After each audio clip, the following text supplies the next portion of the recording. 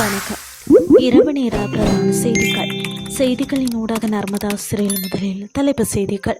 September வரை மின் கட்டணம் உயர்த்தப்படாத அரசு தரப்பு அறிவிப்பு. விவசாயிகளுக்கு 1200 மில்லியன் ரூபாய் இழப்பீடு வெளியான தகவல். ட்ரம்பிற்கு அளவு கடந்த ஆசை. இஸ்ரேல் பிரதமர் தேர்தலில் போட்டியிடப் போவதாக அறிவிப்பு. இனி விரிவான செய்திகள்.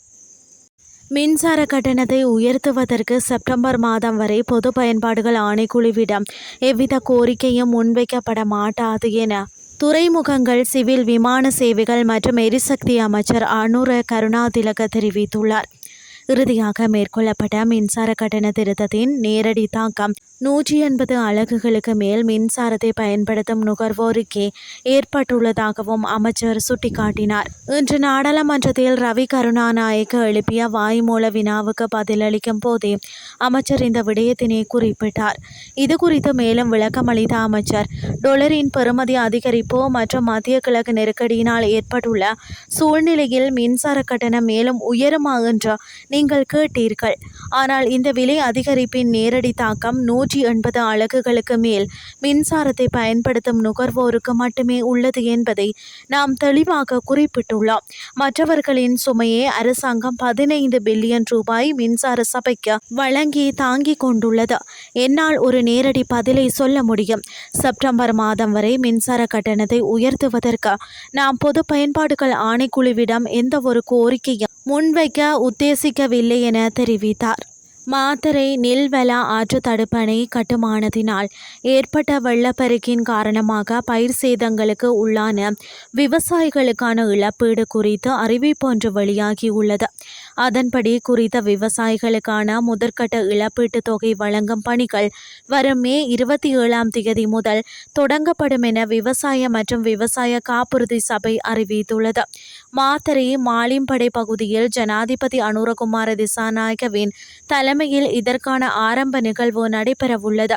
கடந்த 2019 ஆண்டு சிறுபோகம் முதல் 2022 ஆண்டு சிறுபோகம் வரையிலான தொடர்ச்சியான 7 பயிர்ச்செய்கை போகங்களில் ஏற்பட்ட பயிர் சேதங்கள் குறித்த விரிவான மதிப்பீடுகளின் அடிப்படையிலேயே இந்த இழப்பீடுகள் வழங்கப்பட உள்ளன.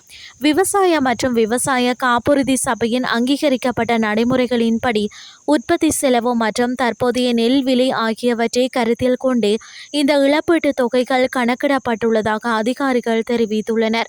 இந்த இழப்பீட்டு திட்டத்திற்காக 2026 ஆண்டிற்கான பாதீட்டின் மூலம் மொத்தம் 1200 மில்லியன் ரூபாய் நிதி ஒதுக்கப்பட்டுள்ள நிலையில் இதன் மூலம் 5000க்கும் மேற்பட்ட தகுதியுடைய விவசாயிகள் பயனடைவார்கள் என எதிர்பார்க்கப்படுகிறது. நில்வல ஆற்றின் குறுக்கே உப்பங்களி தடுப்பணை அமைக்கப்பட்டதால் அப்பகுதியில் உள்ள விவசாய நிலங்கள் வெள்ளத்தில் மூழ்கி நெற்பயிர் செய்கைக்கு ஏற்பட்ட இழப்புகளுக்கு இழப்பீடு வழங்குவதற்காக அமைச்சரவையின் ஒப்புதல் அளிக்கப்பட்டதை அடுத்து இந்த நடவடிக்கை எடுக்கப்பட்டுள்ளது. இனி வெளிநாட்டு செய்திகள்.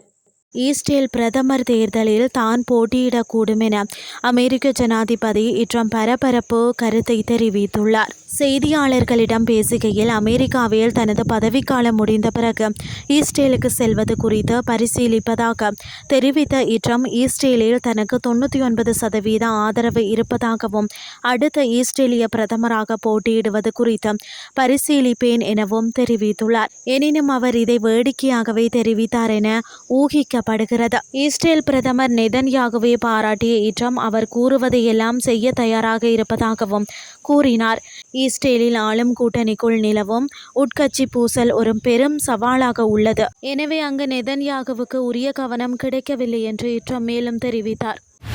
செய்திகள் யாவும் நிறைவடைகின்றன.